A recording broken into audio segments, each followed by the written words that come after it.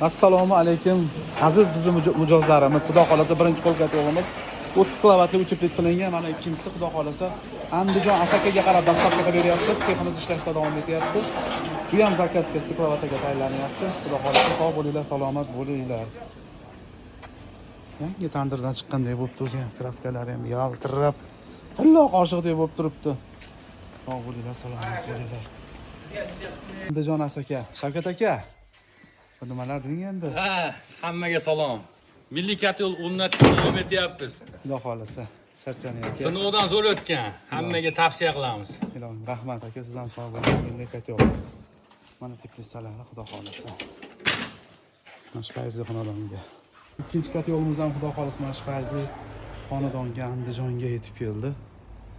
Xonadonda mana xudo xolasa tayyor narsalari, endi ustakalarimiz vaqti bo'lishi bilan o'chirga qarab taqillatib o'rnatib berishaveradi, xudo xolasa. Sog' bo'linglar, salomat bo'linglar.